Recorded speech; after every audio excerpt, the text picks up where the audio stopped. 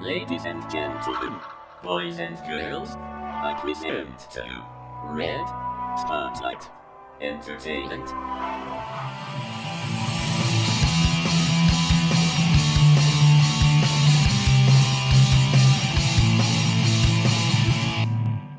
Hello, Red Spotters! Welcome to the program. I'm your host, Lira, and today we have a lot to discuss. We have Flash Season 3. We're going to be reviewing all that shit, and then we're going to go on to Bond 25, Justice League Reshoots, also Wonder Woman news, and Peter reviews Valerian. All right, here under the spotlight on Red Spotlight 59, Flash 100-yard dash.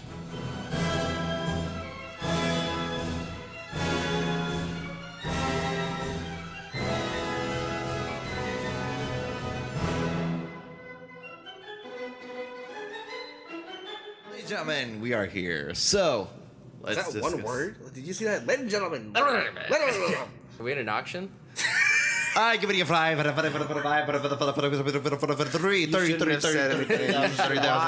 With me, I have Peter Martinez. Hi, how are you doing? That's great, Peter. That's amazing. And then we have Alexis Soto, who will actually answer me. How are you doing? I am doing great. I am loving Agents of S.H.I.E.L.D. You should.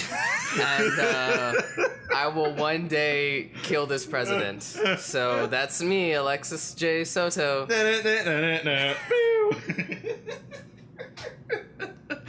Anyway, let's review Flash Season 3, guys.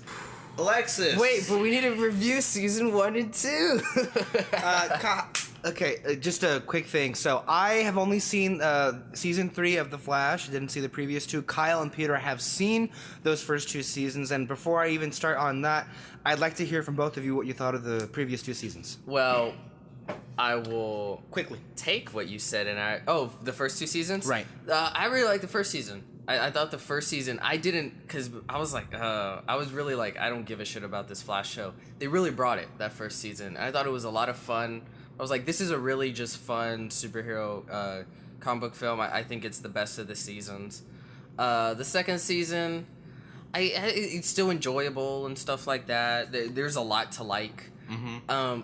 In general, I'm just not open to Flash, mainly and this is a personal thing, I just don't like filler episodes where it's like 22 episodes and like 5 of those episodes in the entire season or 8 actually matter, and the rest are just random bullshit to try and fill out the episode order they were given. So I skip around a lot. So that's sort of a warning right now. Kyle? So you watch the things that are in your personal headcanon of what actually happened. The ones that is the most relevant to the actual story. Okay. I thought the first season was great. I really loved the dynamic between Tom Cavanaugh and the way that he played Reverse Flash. That was amazing. Grant Gustin, my God, he's a great Barry Allen. I think that right there, he's the face. He's, you need that kind of charismatic, quick-witted Flash that you see in the comic books, and we get that. I like I don't know the guy who plays Joe, but I like the guy who plays Joe. He's pretty cool. Cisco, I love Cisco. He kind of reminds me of a certain somebody, but I'll just leave it at that. I really like all the team. I like Team Flash. They're thing I like about this that I see with this is much like Agents of S.H.I.E.L.D. I see chemistry. I see characters, interact with each other, and there's good chemistry. However, in the second season, I'm trying to find Zoom. I'm like, okay, I've seen this before. This is the first season again. And I think that's where you're really wrong, and you have to give the show credit. This one's, he was blue. He wasn't yellow. Oh, that's a major difference. And his name wasn't Reverse Flash, it was Zoom. Wow, mind-blowing. You know what? Color me fucking wrong. Color me fucking wrong. Continue. And then the third season, it was another speedster, And this time we knew who it was right off the get-go, and to me it's becoming really repetitive. I don't know if I want to continue with the 4th season. That's where we're gonna start things off. That's where I'm gonna start things off. Well, the whole reason apparently we're having this review is because I was not there, but you went on a bit of a rant. I think it was like a 15-minute rant. Yeah. Really? Yeah. After you left. The floor is yours, sir. I just, oh my god, there's so many things. First of all, I like Danielle Panabaker. She's a formidable actress. She does the role of Caitlin Snow good. Oh, okay. However, the whole entire Killer Frost arc was ridiculous. I need to find myself. That's basically what it led to. I need to find myself. She learned nothing from Sky High. Exactly. You know, I thought Bruce Campbell would have been a better teacher, but oh well. I think that it was completely ridiculous. Like, she's fighting herself. I knew what her entire arc was as soon as she turned into Killer Frost. I'm like this. Okay, this is what's gonna happen. She's gonna be evil for a little bit, but then she's gonna be good at the end. And then lo and behold, look what happens. She's good at the end. And I'm like, you know what? Okay, all right. I've seen worse character arcs. I'll let it slide, all right? And then they had the Christmas episode, right? And they threw it back. They threw it to the original Flash series with Mark Hamill as the Trickster and the original getup, mind you. And then you had the original actor who played Barry Allen in the original cartoon, in the original His dad. TV show. Yeah, his dad, or Jay Garrick, whatever you want to do. Mm-hmm. And they were only on screen for 5 seconds. Yeah, that was bullshit. You could have had bullshit. this whole entire kind of I much reunion rather thing. have seen an entire episode of just Trickster. And, You want to reenact yeah. that scene for us? what? That Trickster scene. How did it go? No, I forgot. Anyway, it'll probably come back to me. Also, HR. His character, I mean, it's great. Which one? No, the guy with the drumsticks. That's pretty much his only characteristic. He has drumsticks. He was there for the sole purpose of dying. That is the only reason why he was there. It was completely ridiculous. His character amounted to nothing.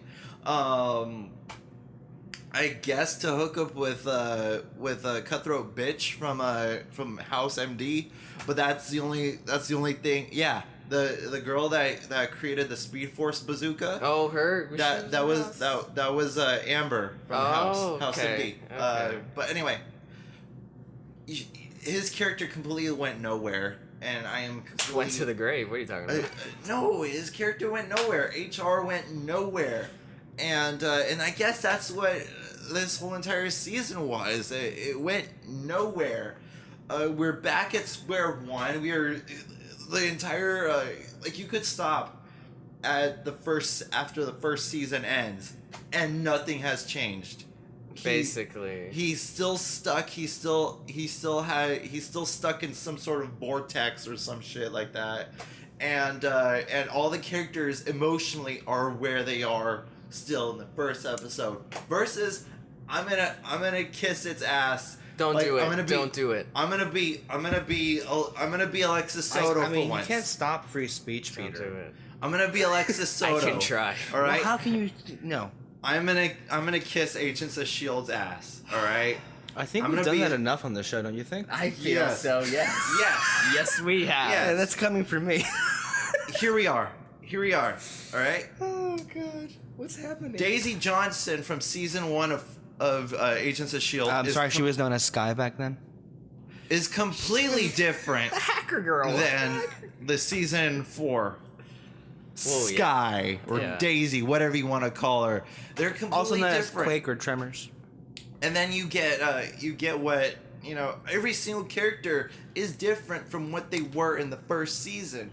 Yeah. And I give that show a lot of respect for that. Here in The Flash, yeah, they're good they're nice characters. Yeah, they interact with each other well. But it's going nowhere. They're still in the same fucking spot they were in the season 1 finale.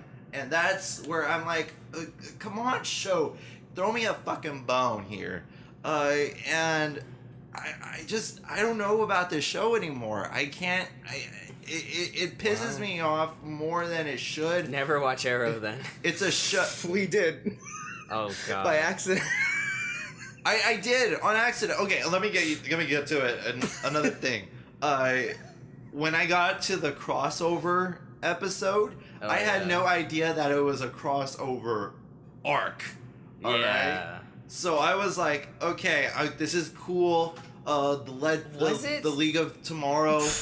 The League of Tomorrow is there. Supergirl Legends is there. of Tomorrow. And then you have Arrow. The people from the Arrowverse. Everybody from that verse is there. And at the end, I'm like this. Okay, things are gonna wrap up. Next episode, Flash. I'm ready. And then all of a sudden, continued on Arrow. Yeah. At the end, and I'm like, oh, okay.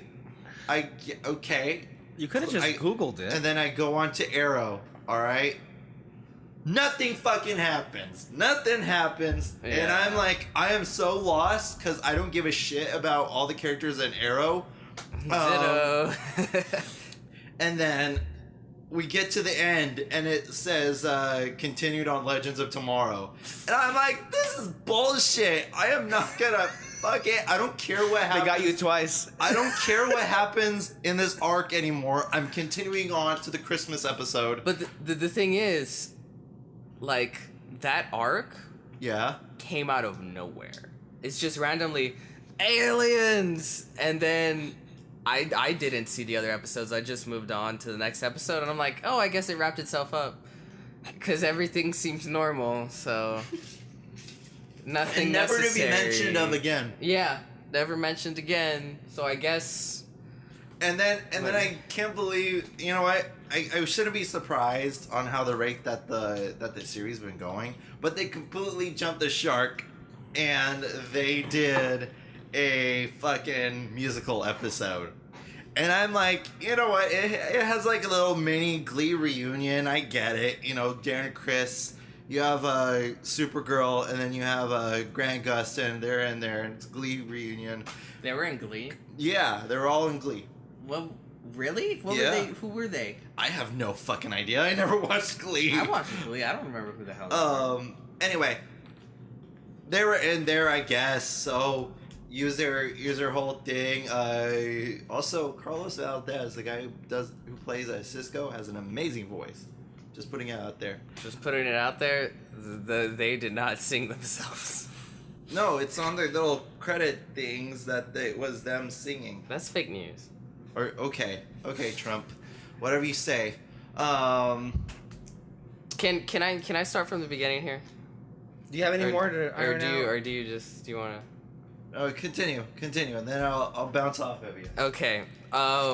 My thing with the CW DC shows is I don't think it's not like they're well written or the dialogue is very good or the acting is all that great, but at the very least they're fun. And you know, you can tell the actors have a great time and the characters are fun.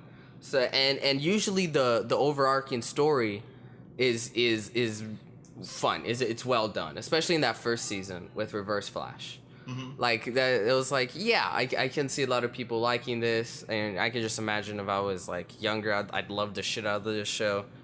And they always go for it as far as spectacle. Mm-hmm. There's shit I'm like, oh, they can't. That's too big to try and pull off. They don't always pull it off, but they at least go for it, which I really respect because they're like, they're just trying to deliver a good time, and I think kudos for that. But I have the same issues you have, which is basically they've told the same overarching story 3 times now. I actually thought when Savitar came out, I was like, oh god, this is a god or whatever. This could be kind of cool. But then it turned out... No, it's emo Barry Allen. But it turned into, who is Savitar? I'm like, why can't it just be Savitar? Like, why does it have to be like, who is he? And it's like... Who is Snoke? Who is Snow? Exactly.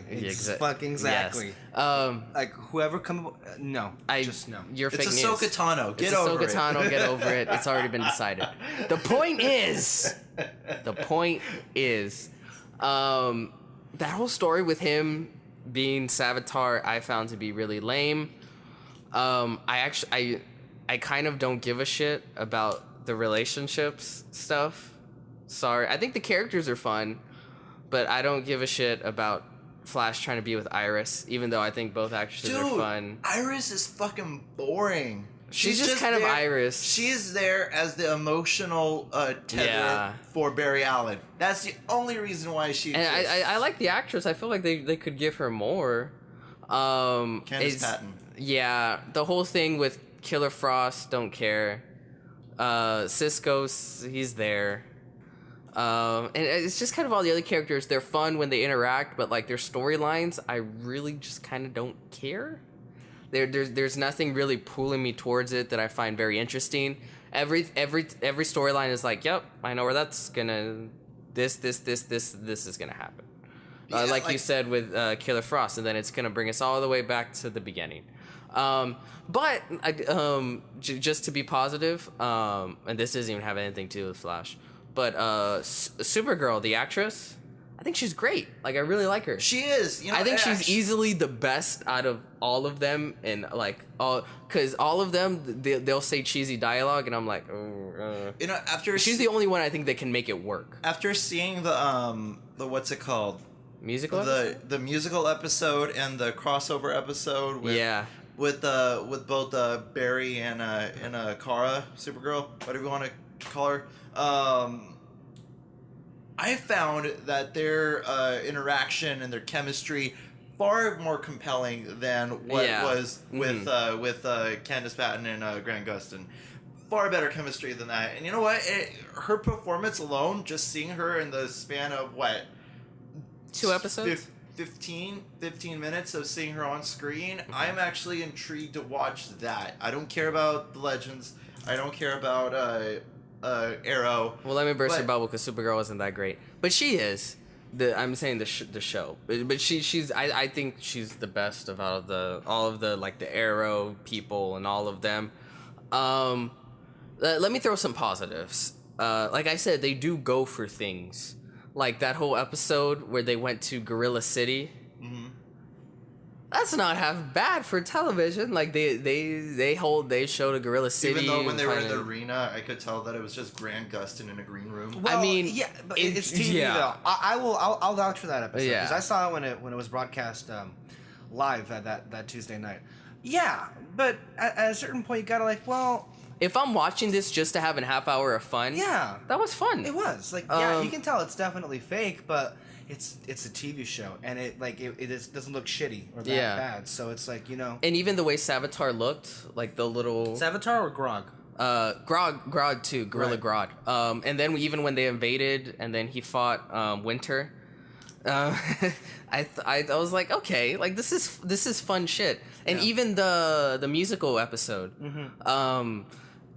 is maybe stupid, jumping the shark, but I was having fun with it. Yeah, I just and that's like my base level of expectation. What was worth seeing is seeing John Barrowman sing. What was your issue with the musical episode? Because you're not really pinpointing it. Because I feel like you've had a lot of issues with musicals in the past year or something. Like it just rubbed you the wrong way. Has the music left your heart? That sounds like it could be a song. Has the music? No, he can actually break into song.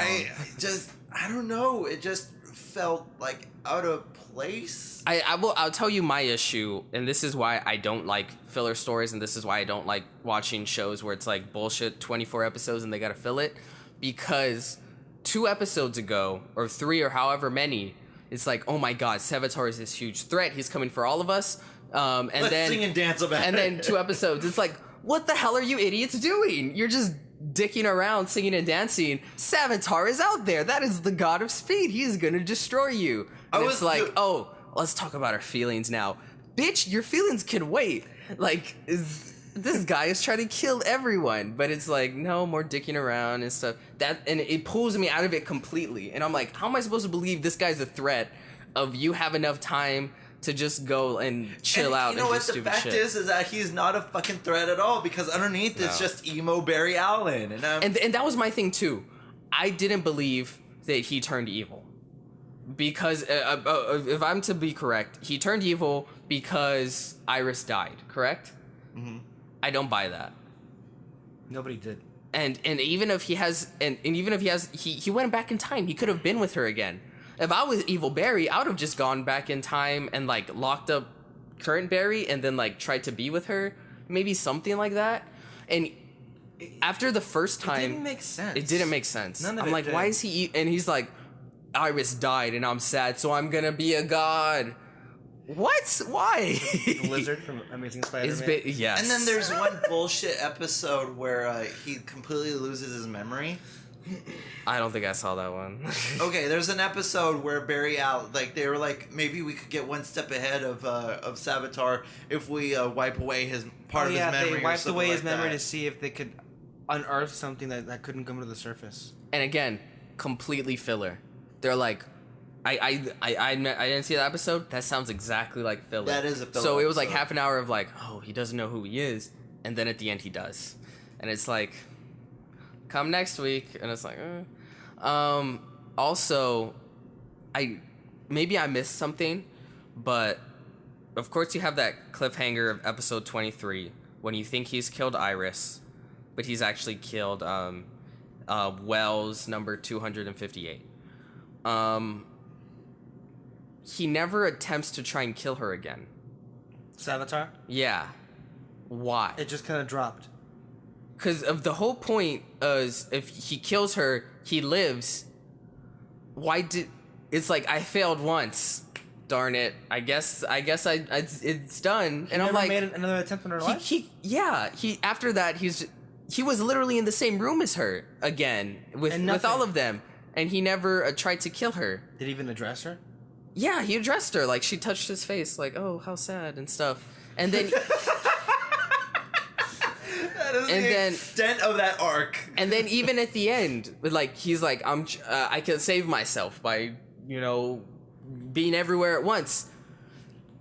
Just go and kill her. Like, she's right there. They can't foil your plan twice. Like, the only reason they were able to foil you the first time was because they tricked you. It's like, they don't have that trick anymore. Go and kill her. But it seems like he failed once. It's like, oh, shucks.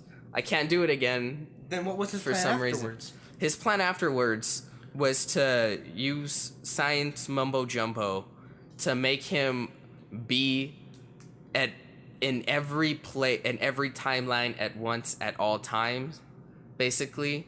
So just create infinite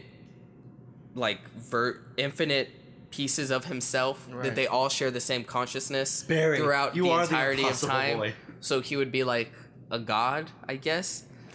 And it's stupid. It was just a reason. I want to see that on the speedster. Blu-ray box.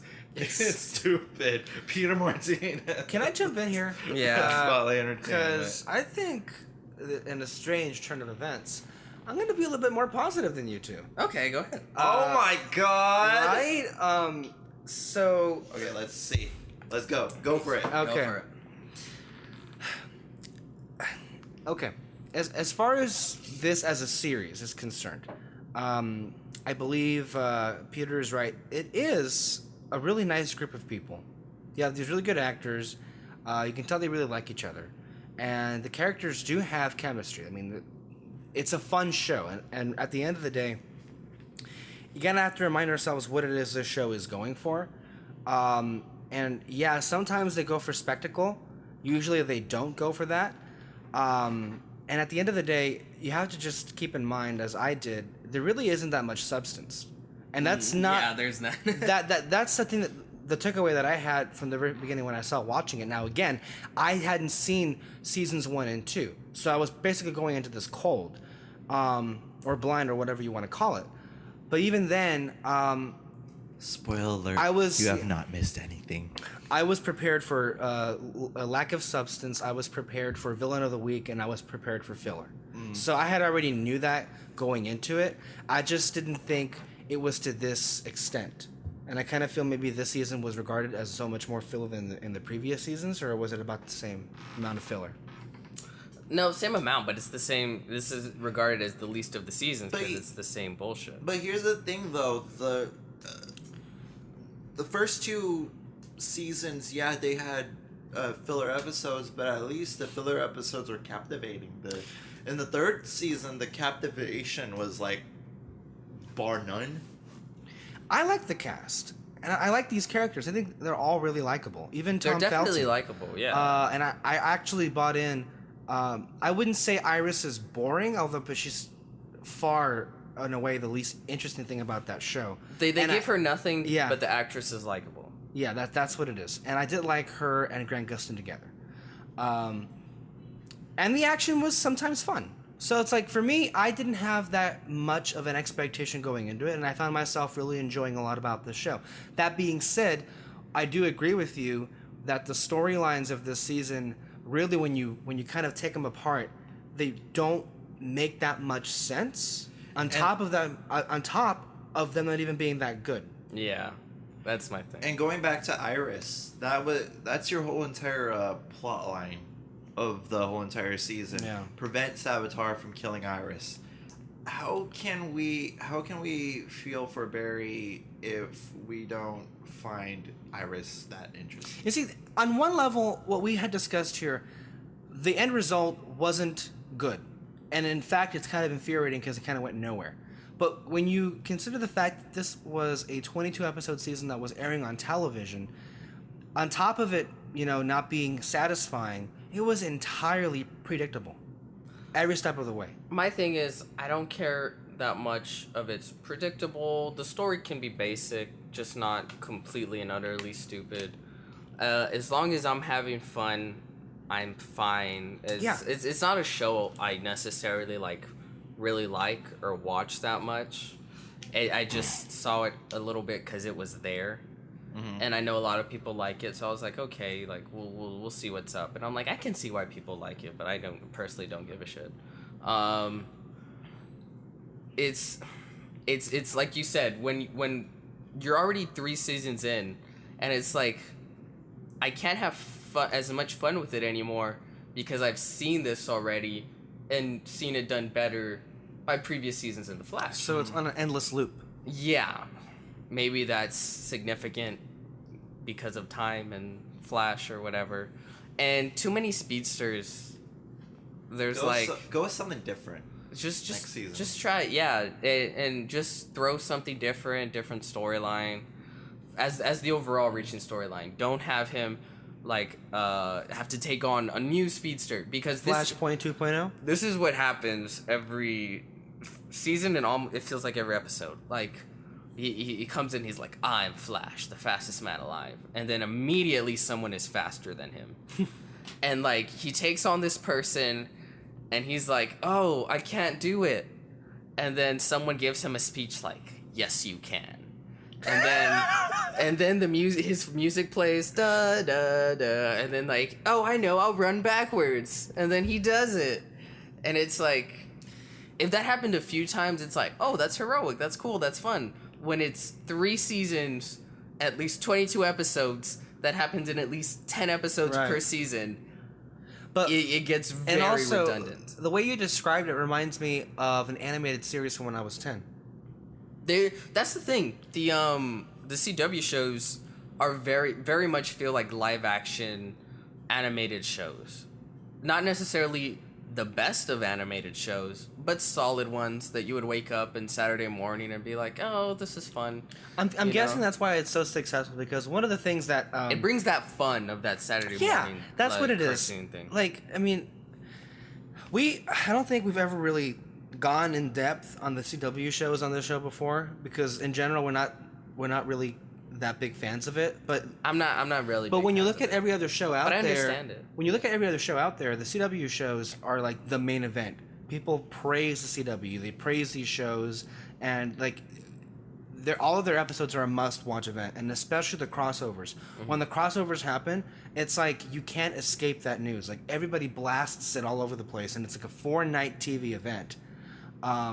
So my thing is, these shows just aren't as good as I think people are making them out to be.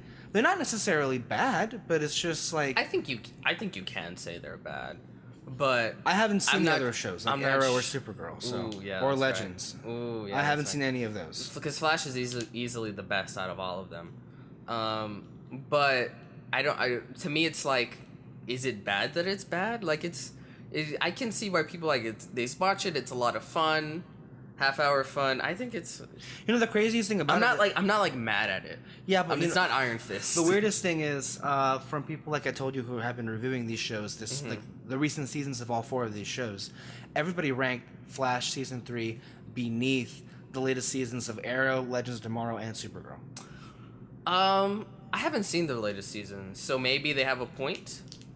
I know the previous seasons of Arrow, especially after season 2, were terrible.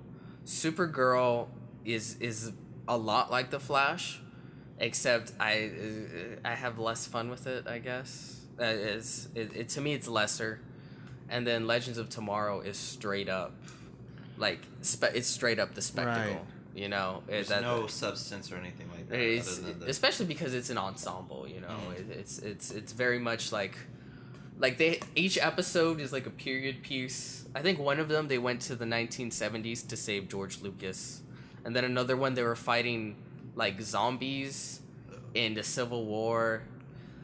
Because they go through time and That sounds fun. Yeah, that's what I'm saying. Yeah. It's straight up just fun, Yeah. the spectacle fun, and that's why I'm like, it's not to me. There's too many good shows for me to get caught up in these, but I understand why everyone has fun with them and really likes them, especially because all the actors I think are really Right. charismatic people and actors, and you can tell they're all having a fun time. And I mean that not just from Flash, but from All the- Arrow right. and Supergirl and Legends of Tomorrow. Because they got a lot of love. Yeah. One thing, before I move on, just to give a shout out to Alexis Moreno, she loves the show, and she also loved the musical episode, as did I. I liked the musical. I I had fun with it. Honestly, I thought the musical episode was the best episode of the entire season, only because it's like, hell, it's a stupid premise, but you know what? They were great singers. I watched the show. It was entertaining. For fun, and it was entertaining. Yeah. It was very entertaining. So no complaints. I don't get the hate for that episode. I honestly don't. But as far as to where, I think what's most interesting about this is that I'm kind of whatever on the show, and I mean, I guess I'll watch it, or maybe not really when it comes back on. But Kyle really liked this show, and now what's most striking is that this season kind of turned you off. Yeah, almost it really completely. Did. It really did. Because first of all, they're hour-long episodes. There are. Oh yeah, they are. Second of all, is that there's a ton of filler shit, and I don't. I wouldn't mind the filler shit, and I wouldn't mind the everything that went on in this season if it amounted to something. Maybe if somebody came out with a guide of like which episodes are essential, Yeah. and watch it that way. I did a lot of skipping around. Kind of like how Lucas released that Clone Wars. Oh, for the yeah. chronological order of the episodes, because they all aired out of order apparently. So, I mean, that'd be helpful. Yeah. I'm with you in that I'm whatever on Flash. I'm whatever with all the CW shows. It's like I don't hate anything about the show. For any of them I don't hate it. And that's a lot coming from me, who slams the Yes. failing Warner Brothers. But anyway, Are they really failing though? Yeah, they are. Are they really? All right, the next topic. Was that his segue? That was his segue. That was his segue. Wait, final thoughts, guys. That was Final it. thoughts. Yeah, that was our it. final thoughts. All right, so next topic. This one is a little bit of a shaken, not stirred. Oh God. News story of the bond Spoke too soon. Right. of the bonded variety. Just say the news, you hack. All right, Bond 25 has been confirmed that it will be not airing, but it would be taking place. Not taking place. Oh my God! I am for a It loss will of be words. released. It will be released November 8th, 2019. And apparently the plot has been kind of revealed and leaked. Right now it's going under the stage name Shatterhand, and that's the name that they're going with. So far, I don't know if they're going to change the title, but so far it's known right now as the production name is Shatterhand. And it's going to be Bond goes to Croatia and fights a blind villain. And that's going to be the plot line of the movie. So, Yeah. Alexis and Peter, thoughts? I like James Bond, so another Bond is always good.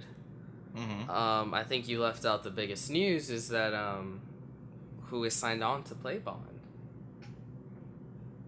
Well, we kind of reported that a couple weeks ago on a podcast. So Yeah, but I think it makes it official. if somebody, I don't know, listened to the podcast, I did who was listen a part to of the it, podcast, but if this is the would news, know that I would it was think that you reported would a couple reiterate weeks what back. the entire news is and say who stars in it. Well, tell that to the host. Craig is set to return. Yes. Oh, Daniel Craig. Oh, did you not listen to the podcast? Because we had said Daniel Craig. You weren't on that show. You're fake news. The point is, You're a snowflake. you're a cuck. You're wrong. Oh, I can't. I guess you're right. The whole You could do that. wrong.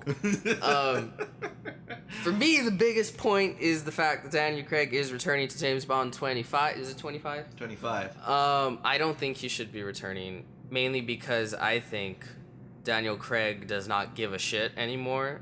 I think he really does not want to be Bond. I think they had to give him a lot of money to do it. And I think And we mean a lot of money. Yeah, Like I think $100 million. I think this will be the final nail in the coffin. I think I- that this hopefully, is him saying because- this is it. yeah, I think he's not.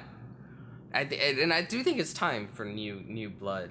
Because so new far, Bond. if we're looking at the at how many years he's been Bond, not in terms of like movies, Yeah. he's the second longest standing Bond. Oh, really? Yeah, behind Roger Okay. Moore. I will say, as far as the premise, I think a blind villain could be cool. I like the gimmicky Bond villains. Yeah. Where it's like they're very recognizable when they have cool names and stuff like that. So I hope they do that with him. Like Ulrich Goldfinger, Doctor I don't know. No. See, Shadow Eyes could be his name. I don't Emilio Large. okay, there are a couple things to take this news. First of all, yeah, Daniel Craig coming back. Well, as soon as they waved literally $101 million check in his face, how do you turn that You down? can only say no to the money for so long. That's the thing. It's great that we're getting another Bond movie because honestly, I like Spectre. We all like Spectre a lot more than Yeah. anybody here does, and I still want one more movie with him to finish off his arc or his 5 movies, just his era. I feel of it. like Spectre was a good. I don't mind another one. Right. It's just I feel like you can see it in his face. Yeah. He doesn't look like a tortured Bond. He looks like. Why am I here? It's that kind of face. But don't we all do that? Yeah, but Like, I when- don't get paid $100 million. Well, yeah, that's the thing. As far as it's a great year to come out in 2019. We were having this discussion right now about it leaning more toward the silliness of it or its roots or something. It's kind of hard to do that with number one. Sam Mendes is not going to come back. They're going to have to get a new director for this last Daniel Craig Bond movie. On top of the fact that no matter how much that we all liked Spectre and how much it reminded us of classic James Bond, the overwhelming majority of people hated Spectre and hated the fact that it wasn't as dark or as serious as Casino Royale or And I as say Spectre. fuck you. That's the general audience, and if that's what Sony is looking at, well, You know what they could do? They could get Nolan. Christopher Nolan. He said for a long time that he's wanted to make a James Bond film. are you serious?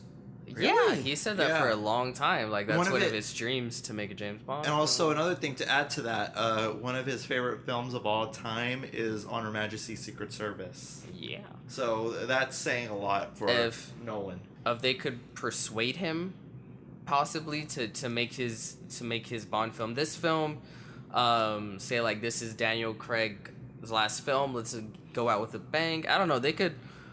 That would get me really excited. I think that would in get everyone general, excited. a Nolan film is an event. Yeah. It's set to start filming in spring. Maybe they won't get him. But has Nolan announced anything? I don't know. That's I haven't the heard thing. anything. Too. Dunkirkier. That's the thing. I don't think I think they can get him. I hope so. That would I be think- interesting. He's also a Brit, so hell. Well, yeah. I I let that Darn slide for him. Brits. I let it slide for him. Hi, Peter. The point is, yeah, I guess overall it is good news. But what is yeah, I agree. Yeah. I think it is wonderful news. The plot very much sounds interesting. Bond fighting a blind villain. You know, it does sound like what you said, Peter. It does sound like one of the old fashioned James Bond villains. They each have a gimmick. Yeah. Sort of. Can someone remind me? Did they get Christoph Waltz to do? Because I remember when Spectre came out, there was this thing where he was planning on doing more movies. He said Spectre. He said he would come back if what's his name came back. Daniel Craig. Daniel Craig. So, But if the story doesn't dictate him coming back, then he doesn't have to come back. Maybe he could be a side villain because the villain that he plays in Spectre, he's always known as the side villain. Yeah, I You know, mean, pulling the strings. So I guess you could bring him back. yeah, even for one scene or something. If the story dictates it, I'm sure he'll be happy to do it. Yeah. So I don't know. I can't wait for this. And if they're going with this, and if this is Bond's, Daniel Craig's last movie as Bond, I can't, go out with a bang. Go out with a bang and do that kind of stuff. So, yeah. I'll tell you what. Look, in general, James Bond doesn't really excite me, even though I like the movies. But if you get Nolan there, I'm there day one. Nolanite. All right, let's go back into the comic book universe, ladies and gentlemen. So, Justice League is getting a $25 million reshoot budget, and they're going to be going in. Supposedly, they're going to be removing Henry Cavill's mustache. I guess you could call it Mustache Gate or whatever. Now, Peter, I must ask you a question. What do you think about all I this? officially quit this podcast. Y'all have a lovely day. No, seriously, what do you think about all this? The $25 million. Is it a stir in the right direction, or should we press the panic button now? Once again, can we at least pretend like Superman is actually dead? Like, it pisses me off that they tease him in the trailers and stuff like that. Like, oh my god, is it Superman? But that's not enough. It's like It's not enough because they actually go out of their way to say they're like, oh yeah, and then Henry we have Cavill, reshoots we and gotta have Cavill, him. and then it's like, I wonder why. at least pretend like he's dead. But it was kind of obvious that he's alive at the end of Batman v Superman, so even then it's bullshit. Audio commentary coming soon. Because the first one was so bad, it aborted itself. Oh my god. Literally, right, Kyle? Literally. Luckily, we live in a blue state. It almost... Oh my god. All right, Let's move on. Let's move on completely. God. No, Peter. my thing is, I think we all saw this coming. I don't remember if you predicted it, but I know me and Alexis predicted it. Is that like Joss Whedon's coming in? He's really gonna have his say. I don't think they're gonna touch action scenes, but I think what you can tell from Man of Steel and definitely BVS, the character stuff is where Zack Snyder is very weak, and especially connecting all these scenes together. So I really feel like most of this is gonna be a lot of character stuff and connecting scenes together, so it all flows and makes sense with the action scenes. Is these reshoots a reason to press the panic button? No. If anything, it gets me a little bit more excited. Because it's like, okay, they realized I feel much better about Joss Whedon going through the film and going like, yeah, this character stuff needs to work, this, and really going through it with a fine comb and fixing it.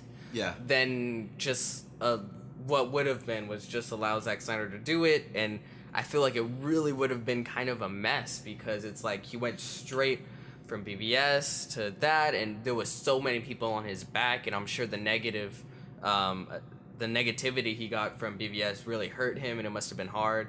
And I do like Zack Snyder, so I'm glad that he pulled away, and of course he had to for personal reasons, which is really sad. Yeah. But I'm glad not only one for his own mental state he pulled away, but also I think at the end of the day, with having all these people helping out, I think it can better just make sure it's a hit and it's a win, and I really want Zack Snyder to have a hit and a win. I'll put it that way. I think this is a win-win situation. Yeah. It is brilliant. I'll even use that word, what they're doing, because at this point, it shows to me. Yeah. Actually, Let that sink in. Say WB. Let me record this. Hold on. No, it's being recorded. It's already recorded. Oh, yeah, that's right. That's a little bit redundant, Peter. I had to make sure. I'm going to take this moment to actually Double give check. some actual praise here, because Okay. this at least shows to me that they are, at the very least, you know, they realize we can't fuck up this movie. Yeah. And we don't care how much money we have to spend. We're going to get those fucking reshoots. We're going to make this the best movie that we possibly can. Because what Peter said is right. The action, I'm very doubtful that they'll change much of anything. It's all the character stuff. And that's the stuff that I would think bothers Joss Whedon the most. And since he's in charge now of the film, he will be there personally to make sure that those scenes are shot right and are placed adequately within the film. Look, what was it? They said $25 million? That's a lot of money for reshoots, but this is the Justice League. This is a once-in-a-lifetime movie experience. So he's kind of Gareth Edwardsing it. Look... Actually, Zack Snyder would be Gareth Edwards in this scenario.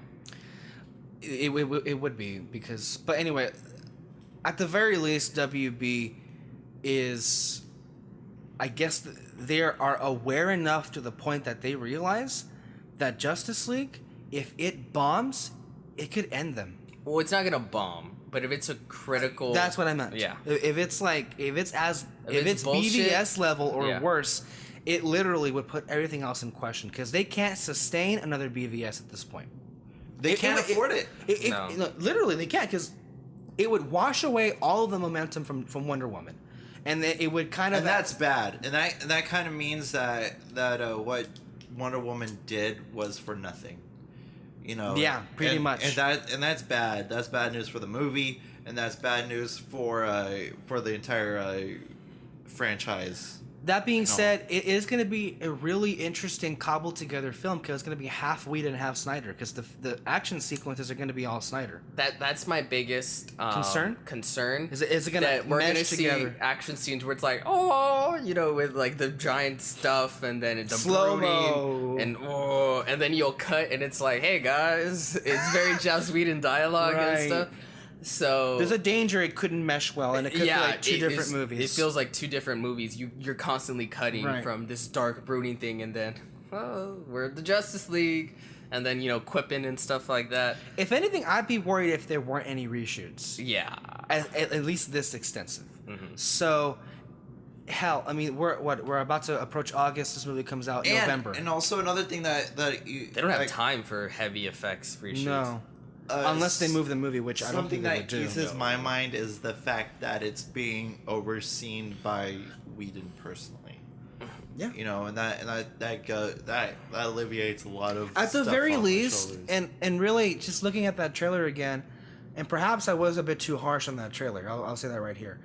Looking at it again and thinking about these reshoots, about what it possibly could be, we could be looking at a relatively good movie.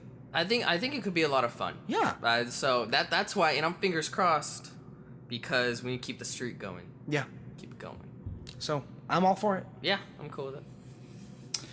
Now, future DC news is the fact that Wonder Woman 2 has a release date, and it has been confirmed, and it's being released on December 13th, 2019. Patty Jenkins is not yet confirmed. She is in talks, I think they said. She is in talks. She's looking for that pay raise, I can tell you that. Well, they better. Yeah. But she is not confirmed yet. But more than likely, she's gonna be confirmed. Oh, she's gonna get. What do you guys think about the date? Do you think it's a great date to put it in? Do you think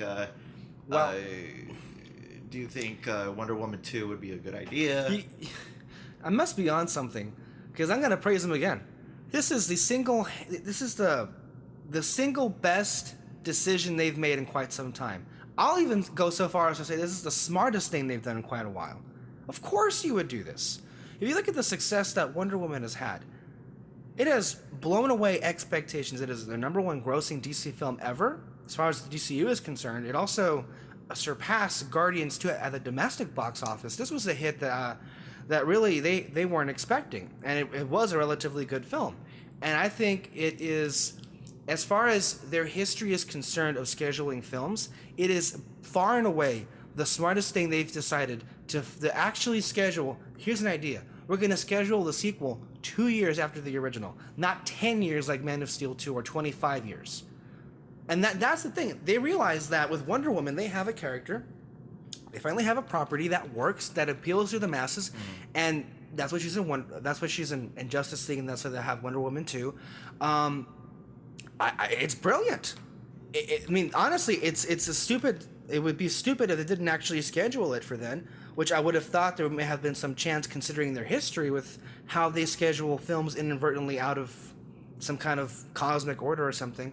But the reality is this: it was a huge hit, and they would be stupid if they didn't schedule it for 2019. As far as December is concerned, we've seen with Star Wars that when you put in a powerhouse property in December, it can be just as successful.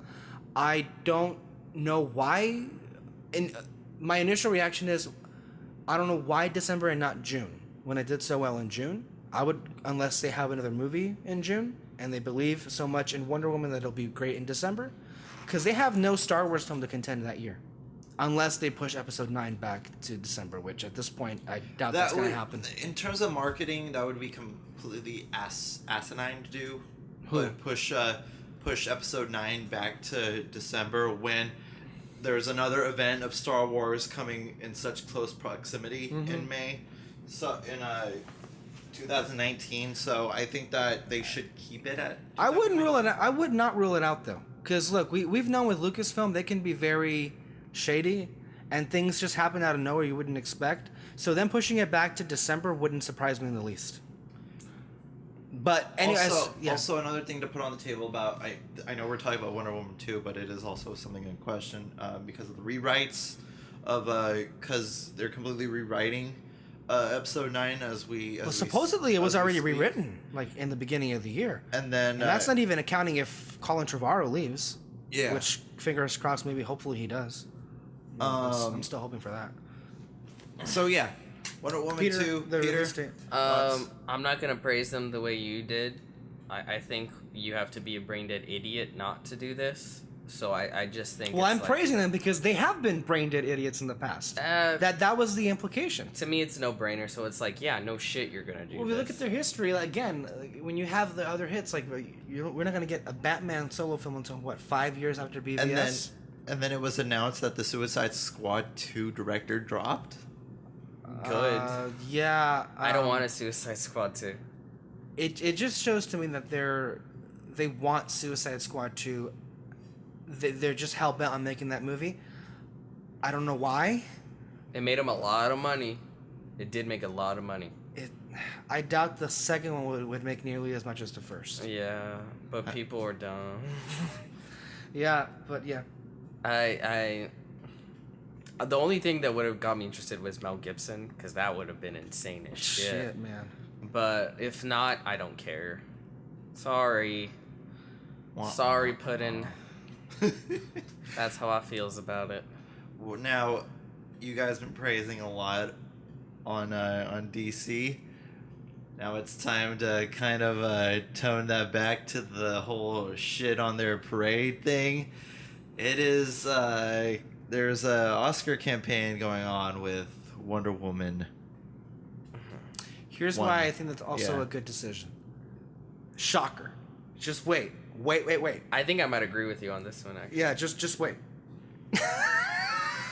That was a curveball, wasn't it? What? Okay, go on. Go on. I'm interested. In a string of events that has made itself into, I guess, a reality, Warner Brothers, I think, is making a really strategic decision here.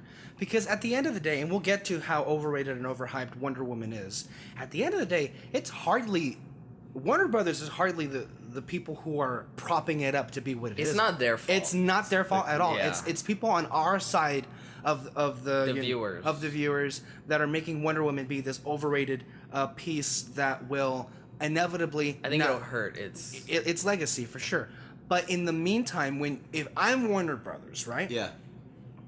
And if I'm looking at the fan reaction, at the critic reaction, and especially at the Academy reaction, as we've said on this show before, the Academy screenings of Wonder Woman have seemingly hit a chord with Academy industry people, the Oscarologists, as well as the Academy members themselves, that is seemingly, at this point, it has become such a focal point for them libtards.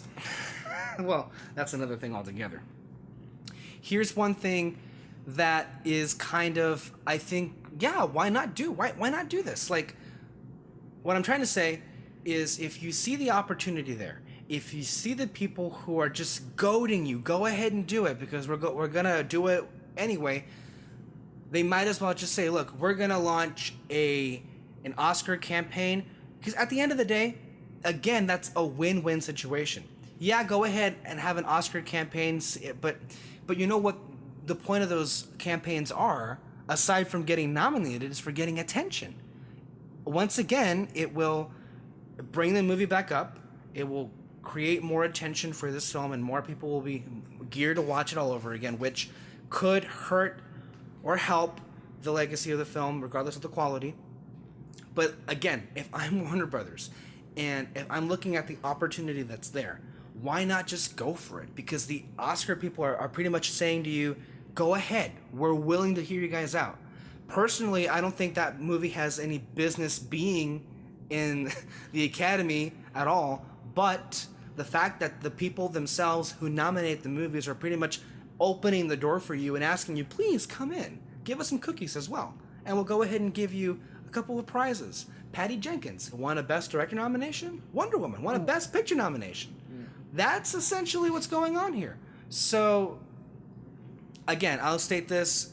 I think this is a smart move on their part.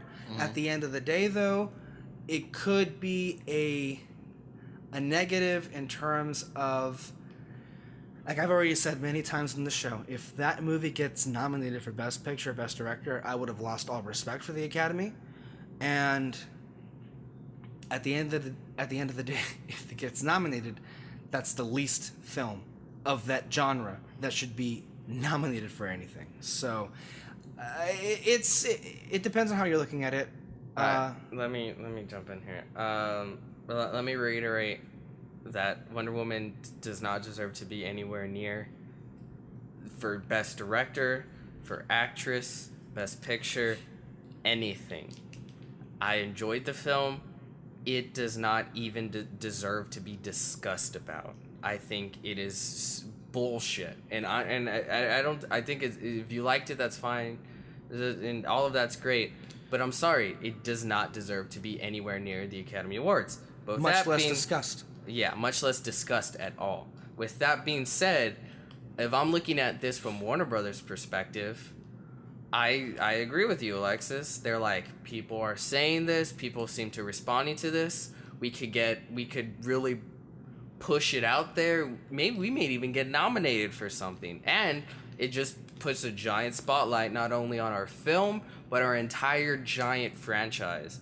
So if I was WB, I would totally be doing this. And here's so from a business perspective, I see it 100%. And how, and speaking as a corporate hack on behalf of Marvel Studios, how wonderful would it be for them to rub to our faces, hey, Marvel Studios, so much for your movies. We got an Oscar nomination for Best Picture. What do you guys have?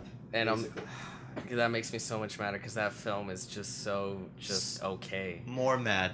More matter. More mad. More matter. Like it the increases your negativity or your anger. Matter. Okay.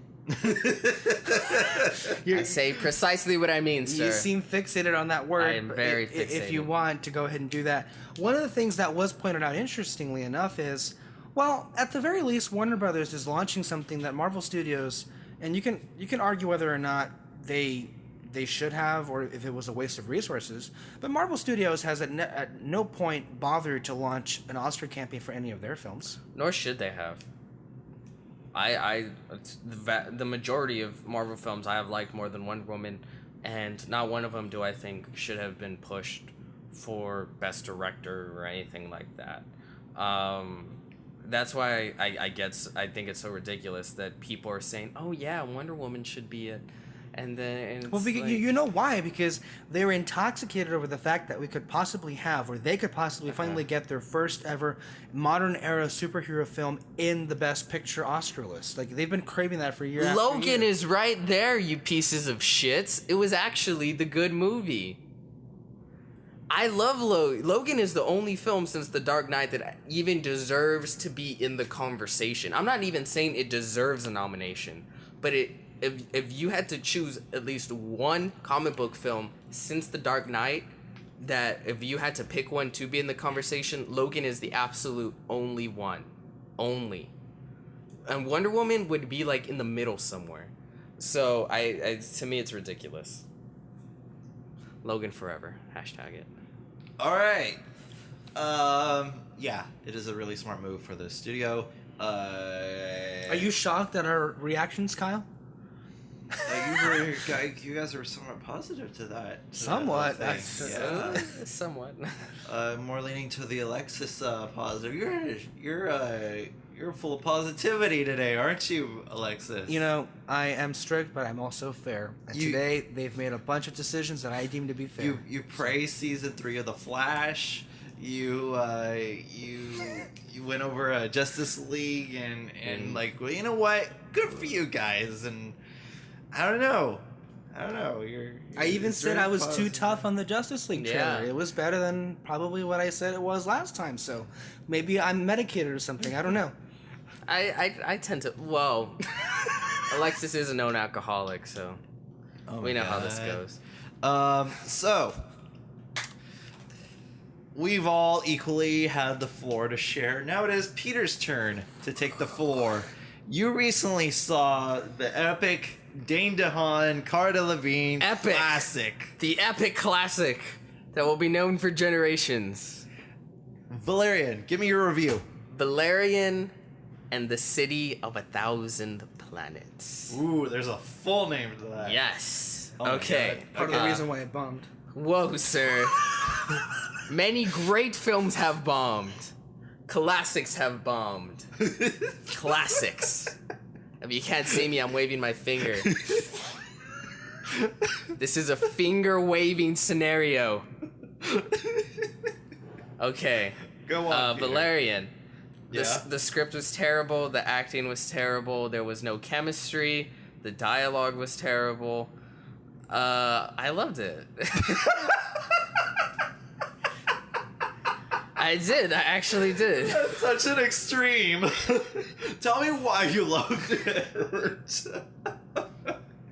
Dude, okay, we were sitting around the other day, right? We were discussing shit. We're talking movies as you do, and Peter says one of my favorite films of the year, and I'm like, you gave it shit prior to that. The precedent that you set was so low that all of a sudden, boom, you skyrocketed. It's like if Peter reviewed Suicide Squad the way he usually does, and then ends with "I loved it." Oh yeah, that's true. No, wait, you forgot to put your palms on your face. I loved it. Hi, Alexis. How are you doing? The one that's a girl. This is the only way I can describe it that makes the most sense to me. If anyone out there has seen Red Letter Media, they have a show called Best of the Worst, which is they watch really bad, cheesy films. Sometimes like public access. Yeah, movies. on VHS that were made for like very little, and from like the 90s and 80s and maybe even the 70s, just these old films that no one's heard of, and then they laugh at it and they have fun with it, and then they vote with the best of the worst. To me, this So bad it's good. well, let me get to that. So this feels like a film that was one of those films that won Best of the Worst, they took one of those films, remade it, and gave it a $200 million budget, and gave it some of the most inventive and fun, worlds and character designs and action scenes I've seen in a bit. It was a lot of fun.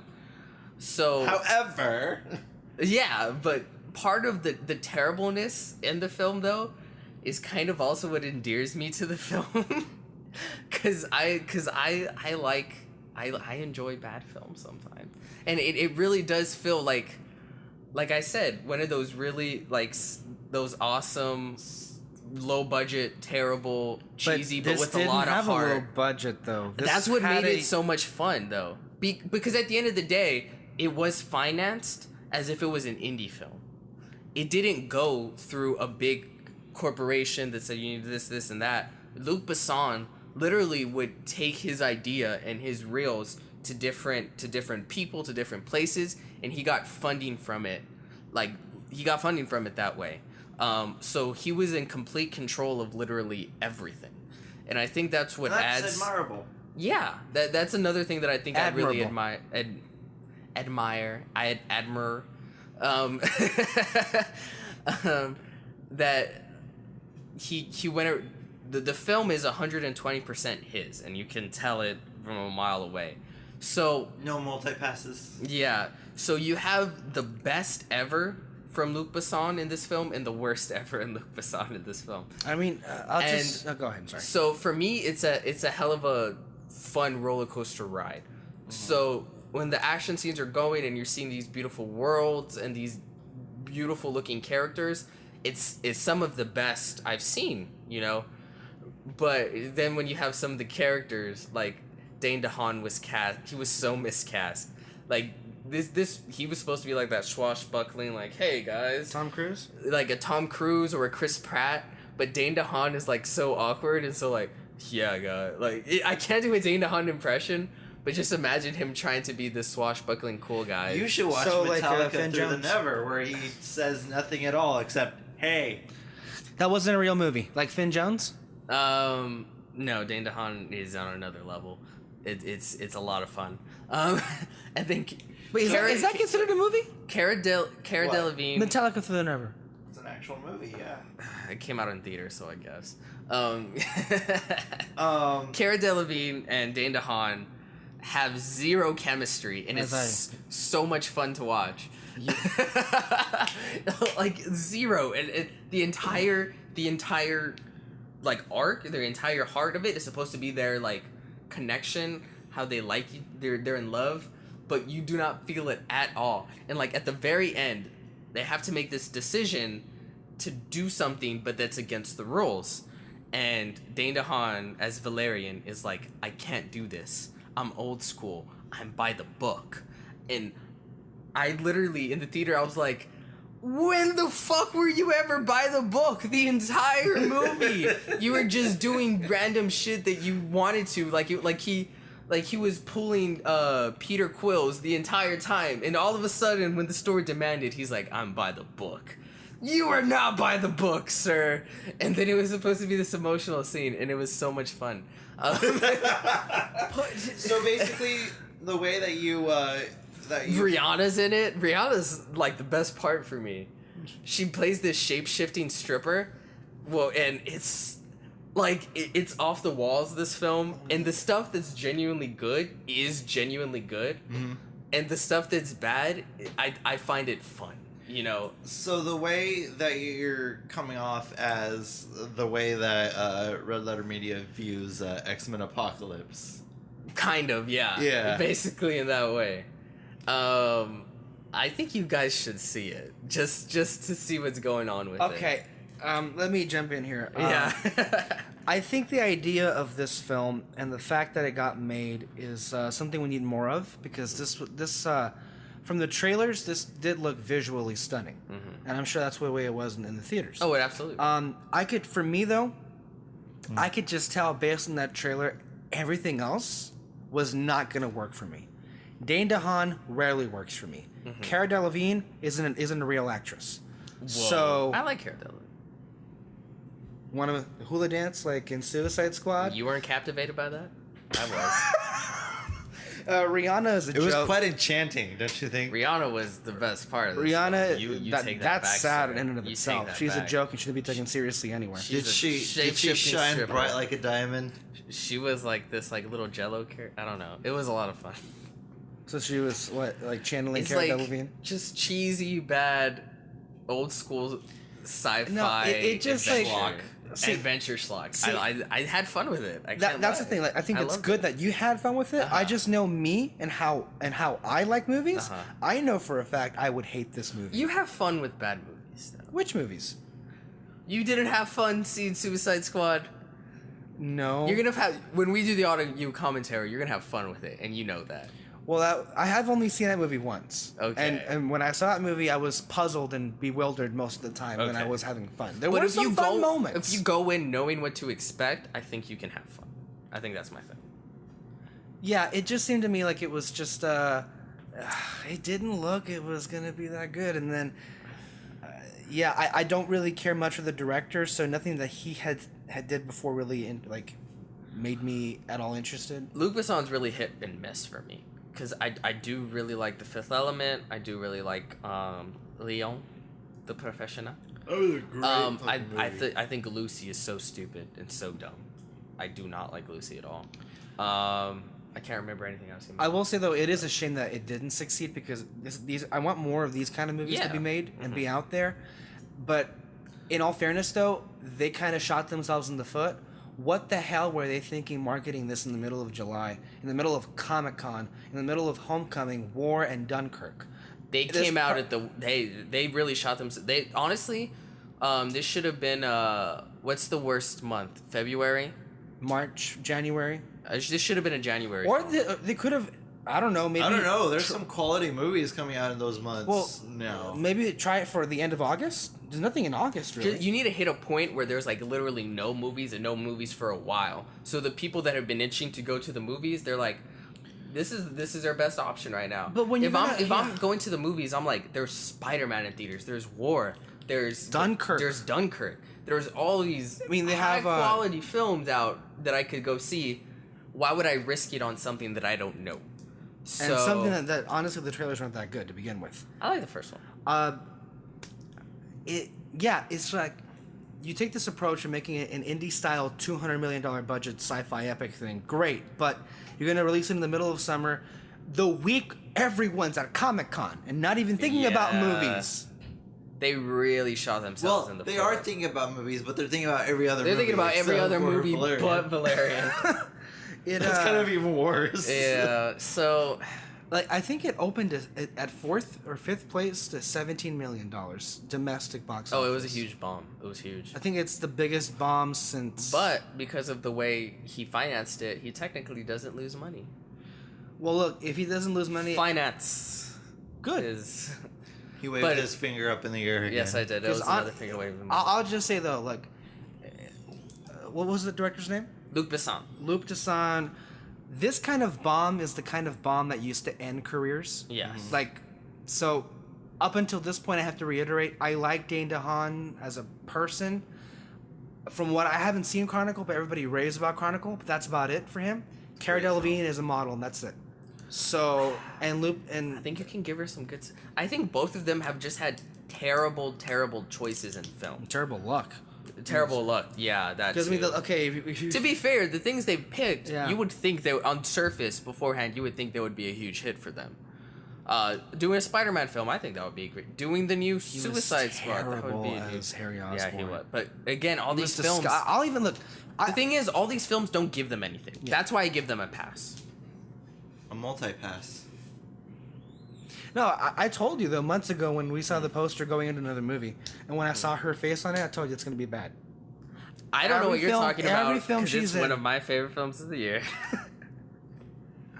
I had so much fun. Yeah, for me, like maybe I'll watch it eventually, but it just sounds like something I would hate. Watch it for the spectacle, because I think you'll respect the spectacle. It is one of those films. I'll say this, and this is very controversial. At the low points, I had more fun with the spectacle in this film than I did with Dunkirk. So that probably doesn't mean much coming from me, but that's really the way I felt. If you're gonna spend money between this and the Emoji Movie, fuck the Emoji Movie. Go to Valerian. Honestly. Well, it seems like no one went to the Emoji Movie anyways. I don't know.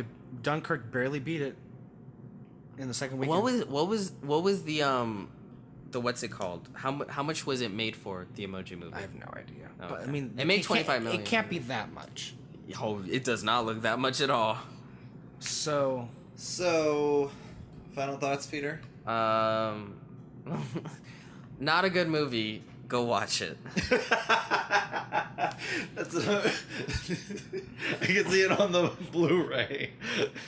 Not a good movie. Go watch it. Peter Martinez, Red Spotlight Entertainment. But anyway. you can also just go back and listen to the Nettie interview. That was a very fun interview. Yeah. So that concludes our broadcasting, ladies and gentlemen. I'm your host, Kyle Lira. Check out our other podcasts. Check out our other stuff on YouTube. We're going to be having a shit ton of audio commentaries coming your way. Check us out every Sunday. Red Spotlight Entertainment Sundays. Where can we find you, Alexis? Here on Red Spotlight. You don't want to plug in any Oh social yeah, you can media also find thing? me on Great the Alexis on Twitter. Basically, I just talk shit about everybody except me, and it's fun. And half of his profile is nothing but Agents of S.H.I.E.L.D. Proudly stuff. so. Yeah. Peter? You can catch me on Collider. I will be hosting this week. Okay. Check it out. See you guys there. Are you going to be on the Schmodown too? Oh, obviously. If you haven't seen Kevin Smith versus Elijah Wood, Screen Junkies, we don't work for them, but just go ahead and watch that. That's amazing. Yeah. The best movie that was fights a lot ever. of fun. That was a lot of fun. Catch Game of Thrones on Yes! Oh, because my God. Should we talk about the episode? Really I want to good. talk about the episode. You want to talk about the episode? Fuck it. This show's not over. The show's not over. Oh, we Okay. faked you out. Oh my God. is Post-credit sequence. This is the post-credit sequence of the podcast. Okay, so Game of Thrones. What do you think? Oh my God. Okay. This is the first episode in a long time that I'm just like, bitch, come on. We're talking Game of Thrones. Go on, Peter. This is the first episode in Before a we long were time. rudely interrupted. Right? That I've gone back and seen several times. First of all, they don't tease you. They right off the bat they get you that Daenerys and Jon Snow meetup, And it's it great. was amazing. I loved it. I liked it. You know, I like the symbolism, the space between them. Like Yes. she's all up high on the thing, and I love how like she listing off everything that she is, and then all of a sudden he's like, "Sup guys, I'm Jon Snow." That's it. And then, King of the North. King of the North, and no, it had to be Davos, and he said that, and then oh my God, and then when the sand snakes were being paraded in King's Landing, Oh God, yeah. my God, that was something else. I know you've been wanting that to happen. I know you've I been thought wanting it was a very heartwarming moment. my God, Oh, you you sick sadistic bastard. That fuck. wasn't a joke. I know. I told you, it's like, man, I think they got off easy, really. You know what? They did get off easy. Because the mountain was there, and I thought she was gonna do some shit with the mountain. I love how Cersei, and this is very Tywin logic, is that she tortured him not physically, but psychologically. You know, because the mountain killed Oberyn. Yeah. You know, and so that looming presence is there, and then the fact that she's gonna watch her daughter die. That it is very psychologically tormenting. So that right there, and then what? This is definitely Queen Cersei's "Long May She Reign" episode. I mean, literally. Well, wasn't the name of the episode The like Queen's Justice. Queen's Justice? And then after that, she kind of she was in the moment, so she went back to her room and had that moment with her brother. With her brother. Great Game of Thrones. This is a family show. A family picture. Watch it with your kids. I really liked because that really shows what makes her tick, what turns her on. Killing her enemies is really what drives her. Yeah, like I love that. Like really she even do. said, it's like I would stay up at night thinking of ways to destroy my enemies. I can relate to that. And I know you can. And she thought long and hard about how they kill the sand yeah. snakes. You know. Oh yeah. I'll say this. Look, as much as Cersei has been through a lot, and as much as she isn't necessarily the kindest person out there, you can't say on the other side of it that it wasn't a bit of poetic justice that the Dorne girl's daughter got killed the exact same way she mercilessly murdered Marcella, who is probably the most innocent girl in this entire show. I honestly thought it was going to be worse. Because I thought she was going to use the mountain in some very unsatisfactory ways on her daughter. So it's not as if like Cersei's completely unjustified in what she's doing. However, my God, does she really revel in it? Yeah. Oh, Enough God. so where she was in the moment. was You can very, really tell that whole thing after she blew up the Sept really just changed her. I love how like she's not hiding the fact, like, because one of like the handmaidens came in on and you could clearly tell what Cersei and Jaime were doing. I don't give a shit. I'm queen. Did you notice that all the handmaidens like cut their hair to look like her? Yeah, and also another thing, That's SJW propaganda. I love that like this. At Ben Shapiro. Okay, I love this dynamic between Euron and Jaime. Like he's like, I hate Euron. I hate him so much. How does she like it? Like, you know, the way that he asked Jaime, you know. Let's not get there, but go ahead. Does everyone know that they're banging? Their brother and sister? Because everyone acts like it. Because everybody knows. Okay. Since the letter came out in season 1. In the Telltale Games, in its canon, Game of Thrones, there was a moment where Ramsay was talking to the how I don't know, but their symbol is a tree. Mm-hmm. Anyway, they were talking about this family, and there's a lord and his mistress, and that's his sister, you know, and they're really close. Not like Cersei Not like and all them, that stuff. yeah. And that's what pretty much Ramsay said. He's like, oh, you guys are like the king and Jaime. Well, not exactly like because so it seems like it's the little dirty secret that everyone knows, but no one just like we don't address it. It's there, but we know it. Yeah. Like, what's his name was cured? Sir Jorah. He met with Sam Tarly at the Citadel. Yeah, and I kind of find it bullshit. Like, there's no like magic spell or some shit like that to go on like that. You just peel it off like a sticker, and that's pretty much how you cure your great skill. Yeah. That's. Yeah, but like I don't know if he's fully cured. I think they made it pretty clear he's. There's fully no cured. really. There's no point to make it. At this point, with 10 episodes left, there's no time to even dwell on that. He needs to get back to Daenerys. Yes. Also, I like the moment where Bronn met Sansa, and I liked Bran. Yeah, Bran. Whatever. Because Bronn is the other guy with Jaime. Tomato. So many characters. Anyway. And I like how he took, like, I like how kind of, like, emotionally detached he is from everything ever since he turned into the Red-Eyed Raven. Like, he took one of the most intimate, most miserable moments of Sansa's life and pretty much, like, oh, your wedding night. And let's not take away. Like, fuck you, Brian. Even though it was a miserable moment, it was a beautiful wedding. You know. What? I know, but, like, and the way... He's not wrong there. No, it was a beautifully lit like Yeah. wedding. Like, Like, it was and so, snow like- falling. I just love the ticket.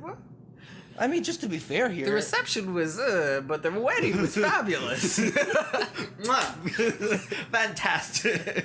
But yeah, like he was like mentioning the white dress that you use. But and, still, like, what a dick. Like, don't go there. but I give him a little leeway because he's a little bit. Yeah, emotionally because attached. he emotionally he's. it Kind was of out of really the way, interesting though. crazy. That scene was juxtaposition before when Littlefinger was saying to Sansa, in order to not be surprised, you have to visualize every scenario happening all at the exact same time, and then Bran comes, who can literally see anything and everything that's happened in the past and in the future, To me, that kind of signals. No, he didn't say the future. or the past. Everything that's No, happening. he can see the future. I No, think he said everything that's happening right now. Right. And everything that happened. But he Oh, I never thought- said the I future. think I could it's have the swore future. future. Maybe we're wrong, but that does give him a shit ton of insight. Right. I guess we'll put it that way. And also, Um, he was like, I need to talk to John. Yeah, honestly, That was huge. I'm, That's huge. I'm kind of calling it. They're getting rid of Littlefinger Yeah. because I don't see him being necessary anymore at this point to the plot moving forward. Or you mean like Lord Varys? Lord Varys, I think, is on his way out too. Like, and I think what's her name? Melisandre. Melisandre made that very clear as By well. the way, first of all, though, those two actors together, those two characters, I don't recall them ever seeing before this season, but they're great together on yeah, screen. I did like them together. There's a lot of meeting. There was a lot of meeting up and all that stuff. I like the meeting that Tyrion and John had. Oh my god, what a reunion that was. Yeah. They're bastard bros in a way. Yeah, kinda. I love their sort of the forte they have with each other, and he's really the one that I think is gonna make sure that these two idiot king and queens actually get something done, because not Cersei, what's her name, the Dragon Queen, Daenerys is really becoming really stupidly arrogant. Yeah. She really is. And Jon Snow, I think she's getting impatient. Yes, but that's where people Yeah. get messed up, especially in this Game Like of Thrones. Littlefinger. Yes, I think that's going to be his undoing too, Littlefinger. Jon Snow, I love him, but he's not a communicator. Like, you really could have done a better job of saying the dead are coming. Listen, and it's like you could have done a better job of Yeah, explaining. he let her walk all over him, essentially, in that first meeting. Well, In he the- didn't bend the knee. Except for that. You didn't bend the knee. And then my prediction also, for the end of the whole series, they were gonna be king, queen on the throne. I'm Okay, going for but- happy ending. But Melisandre was there. Couldn't she have just told Daenerys, by the way, the White Walkers are out there? She's very cryptic. I think she feels like this isn't my part to play. Also, Yeah. also, I noticed that he's holding a huge information back. The fact that Yes. he was resurrected. Mhm. You know, Davos was gonna say something, but then he's kind of stopped. I mean, him. that would Yeah. kind of like tip people off. Maybe they're not right in the head or something. Because one, I wouldn't believe. It's like, okay, I'm definitely not to believing this guy because on he top thinks he of died not and came believing back to White life. Walkers, Yeah. that's And then another thing, if you do believe him, it's like, what dark magic are you doing? Like, who the hell are you? How can I trust you if you were dead and you came and back didn't to life? Dany have bad experience with dark magic that killed her husband back in the first season? So I can understand them wanting to pull that back. That might be like a third act, like revealed, and then she gets all like, "The fuck, bro." And then at the You same know? time, you have to wonder, when is it going to be revealed that isn't he kind of her uncle, stepbrother, Yeah, or something? No, that's her nephew. Yeah, he's her nephew. Oh, so she's the aunt. Yeah, she's the aunt, okay. and so that I think that's definitely coming soon. I honestly just love seeing both of them interact. Yeah. I love seeing them just together.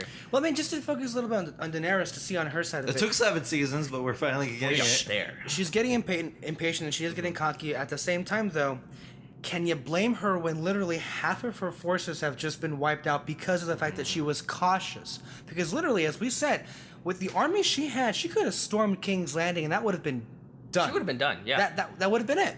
But we're living in a world here where, and I'm sure Tyrion is as surprised as we all are, that Cersei outsmarted Tyrion in like in a way I don't think I expected. Yeah, because he was gonna 2 times now. Because they were gonna raid Castle Rock and take that as their own and get out. They could set a base right there. And you know what I love? Before you go on, I love that called back to the fact, because they've mentioned this way back, that he was the sewer guy.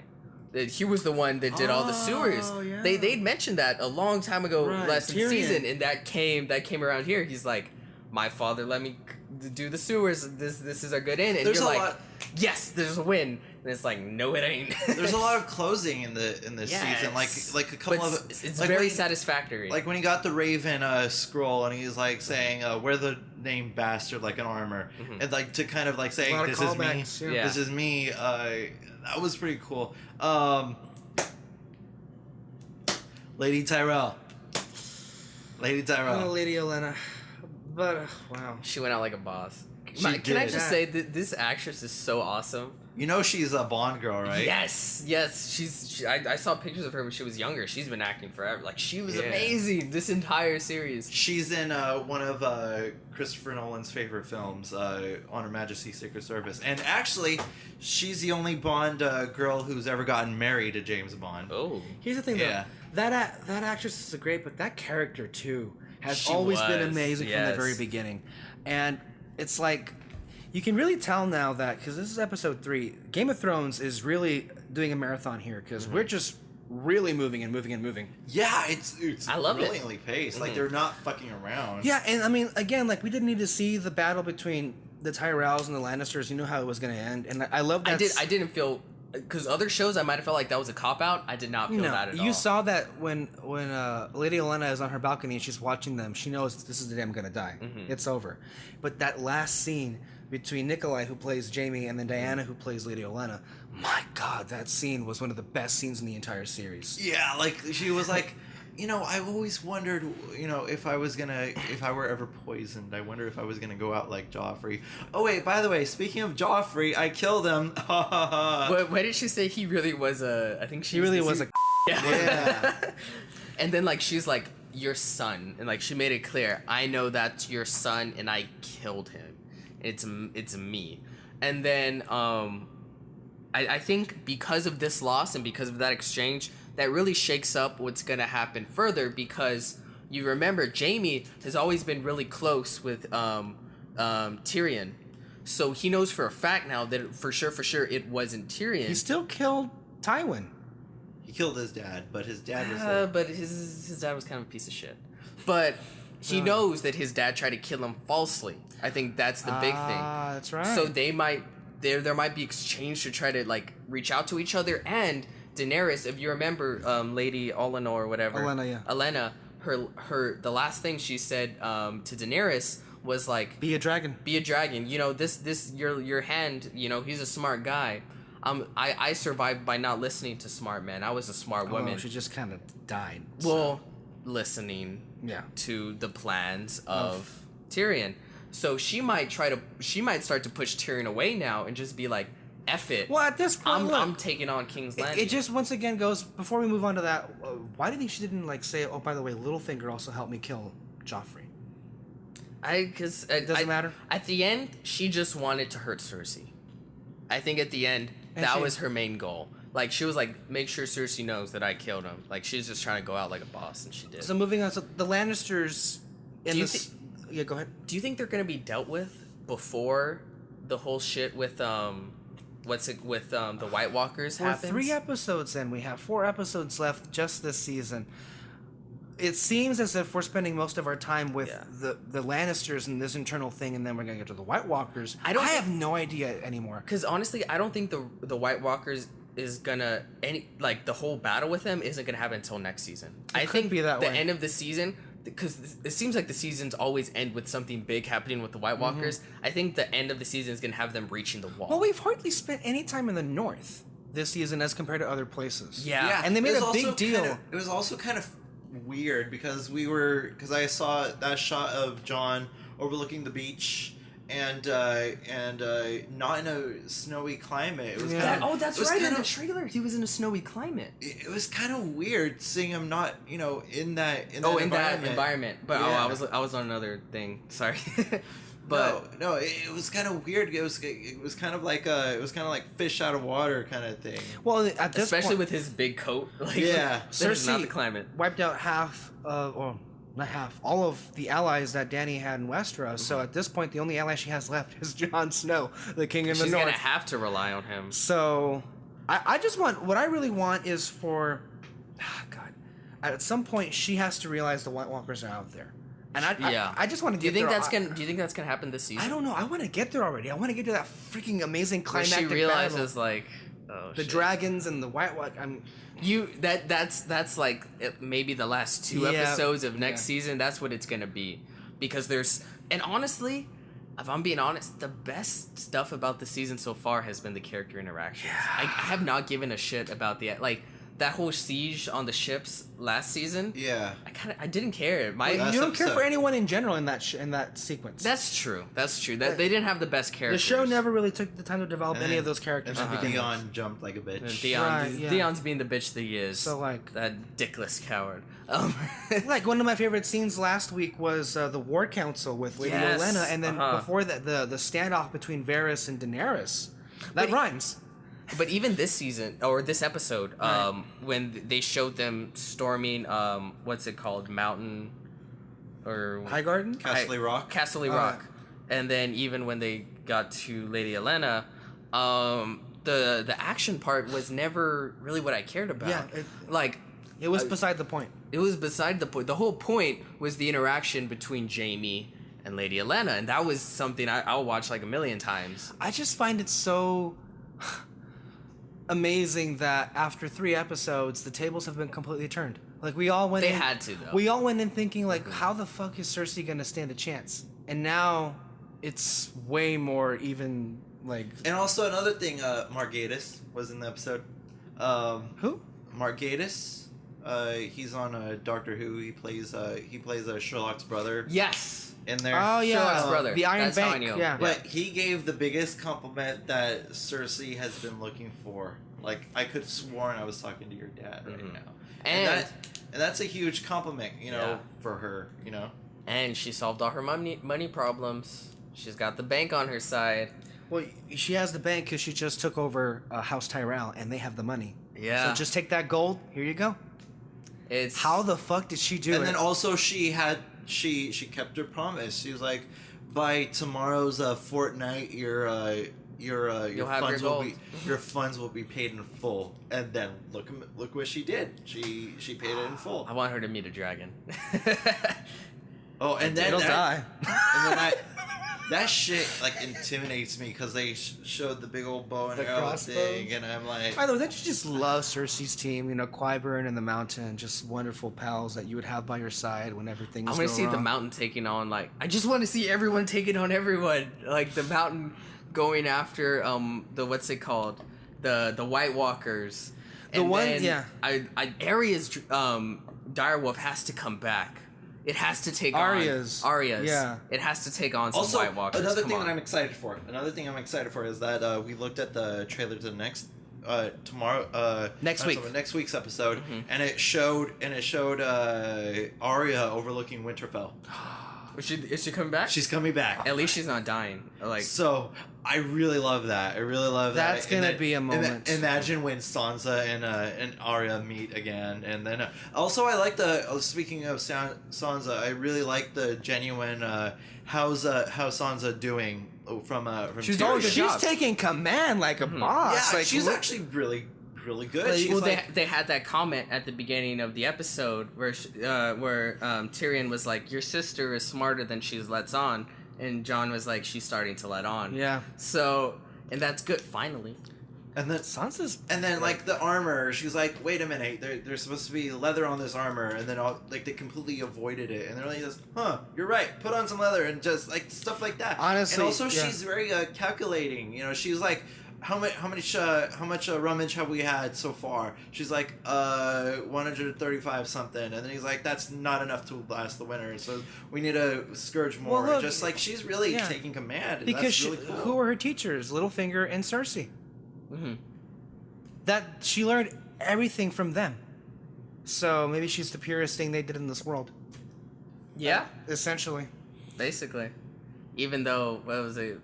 What did Littlefinger? No, Cersei? Cersei called her like some slut or something. Some like, slut whore or something. Yeah. It would be cool when they meet again. Oh God. Oh, what if they meet again? They have to have something well, it's Game of Thrones, so they don't have to. Where like they meet face to face, I think. Like, I think these characters. But I think the more pressing question in general is what you raised earlier is Cersei and the Lannisters just going to be dealt with before they do the White Walkers, or in some weird turn of events, are they going to be involved in the conflict against the White Walkers? It's hard to see Cersei standing side by side with anybody, much less Jon Snow, Sansa, and Dany. See, I kind of feel like she is going to be dealt with before the White Walkers come, before they like get past the wall. But then another part of me is like, but then it's going to be too easy. Mm-hmm. Because then it's like, okay, everyone's allies and we just go. So it's like, and this is the White Walkers. You need everybody united. You need everyone, every part of this show. As much as you hate her, you need Cersei and her wildfire. That's true. They're gonna have wildfire and giants and This show is great. You know what though? I really hope they deliver in those final battles, or at least the big final we'll battle. see in a year from now. Like, yeah, but it's like they have to. They still haven't announced when season 8 is going to premiere. I mean, every battle so far has really fucking delivered. Yeah. To me, it's most of the battles have been better than the shit you can find on movies. Yeah, really. That to me, the Battle of the Bastards is still one of my favorite like battles ever. My favorite is still shot Blackwater. on film. The way it's shot and filmed, the characters, what's going on, the action. But I mean, the music. Yes. There's the Battle of the Bastards, there's the Battle on the Wall, and then there's the Battle of Blackwater. Yes. So they're Blackwater. They're great. There's such a shit ton of cool little. By the way, did you I catch... have a feeling that Cersei is gonna pretend that she's on everybody's side, and let everybody let the White Walkers take care of her situation. That is a very Cersei move. Wow, that's smart. That is a very Cersei move. But then, is Jaime cool with that? Oh fuck no. So does he kill her? I still say or she kills him. One of them has to kill each other. That's how it's going down. Or maybe he commits suicide with her. I don't know. Or she becomes the Night Queen. Hell, I'd be up for that. I know you would be up for that. At that point, you'd be rooting for the White Walkers. I choose violence. I choose violence. But now there's freaking White Walker giants, or what? They're whites, I think they're called, the undead. Yeah. Oh my god, it's gonna be great. It's gonna be so. And again, how does the three-eyed raven fit into all of this? That's like the question I've been asking all these years. Where does Bran fit in? There's so many little things where it's like, okay, how is this gonna factor in? Arya's a master assassin now. Mm-hmm. I mean, everybody has this skill set that's just like. What if Arya winds up killing Littlefinger? I can see that. Because she's very much someone who's grown and is very smart, and she comes back into the situation and she's like, I don't like this and I don't like and this. At some point it has to be revealed Littlefinger kind of is the reason the Starks are in this position to begin with. I don't know if it has to be revealed. You don't think so? I think at the end of the day, just the fact that Sansa knows... He did get Ned killed. Yeah. No, he plotted this entire thing from the beginning. Remember, John Arryn, the Hand of the King who was married to Lysa. He had Lysa kill Arryn and had that like suspicious note sent to them in the pilot that sent Catelyn and Ned away from Winterfell. He plotted this entire thing from the beginning. Littlefinger. That's true. Do you think he's going to last longer then? Since I have no idea. I think they're going to take him out soon. Because at this point... I don't want to lose Varys, though. I like that character so much. Why should he die? That's my thing. Varys will be there a little longer. I think Littlefinger will be out. I don't know. That's what's amazing about this show. You don't know where everything is going, and it's great. There's a general direction you can see it going, but how it'll go you don't want to lose anybody. You don't know the execution, which is far better what I could say about The Flash. Oh, wow. You can lose Theon. Well, I think we already did. I wouldn't mind if we didn't see him again at this point. No, you need closure. Maybe just be like... But that'll be in the spin-offs that they're planning, right? Jon Snow can kill him. Are they really planning spin-offs? Yeah, they've been planning fuck spin-offs. them. Don't do that. Just let... Maybe Theon and Euron kill each other? I don't know. Maybe. I'd be down with that. That would be closure for his character. And Oh, but I want Jamie to kill Euron. I think Cersei will kill Euron. Yeah, I think so too. I think she's really playing him. Of course she is. She's playing him really hard. Like, oh yes, you will get exactly what you want. After the war is won. And then after the war is won, she just has to kill him, put in whoever she wants, and it's like, what up? She can just say it was a tragic accident, like the sept blowing up. Like, oh, we will know. Like, oh, it's how terrible. I like how she's still pretending that everybody knows it was her that blew it up. Yeah. The point is, I hate seeing television shows week to week. Game of Thrones is the only show I will watch week to week. I would prefer it because the only one. I'll tell you, for me, I binge watched all of Game of Thrones last year, and I had to binge watch it again to get caught up for season 7 because when you binge watch a show like that, there's just so much going on. You forget so many details. Yeah. You just forget. I will say this is a show that is the best watched week to week because you need to let everything that happened in that episode just digest and remember, okay, this is where the characters are at. So that if you watch it one after the other, especially because there's quite a couple of character changes from some seasons, like some actors get replaced.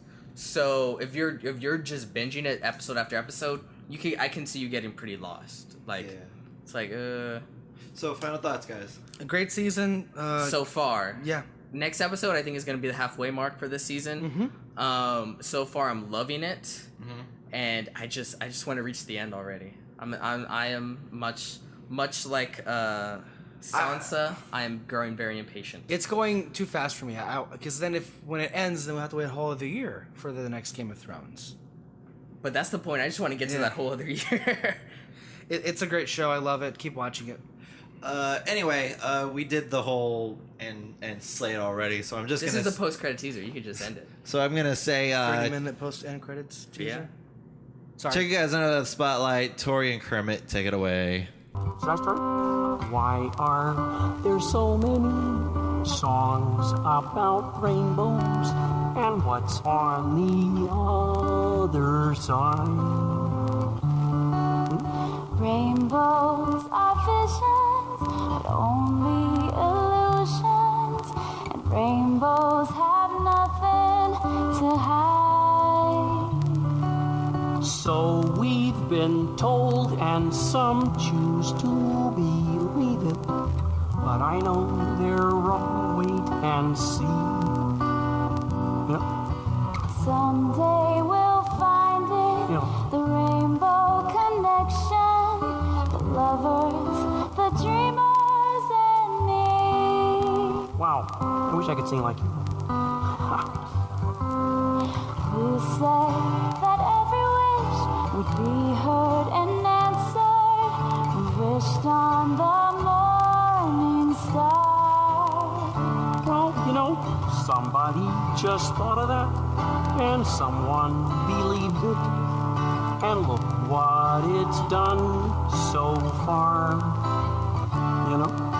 What's so amazing that keeps us stargazing? What do we think we might see?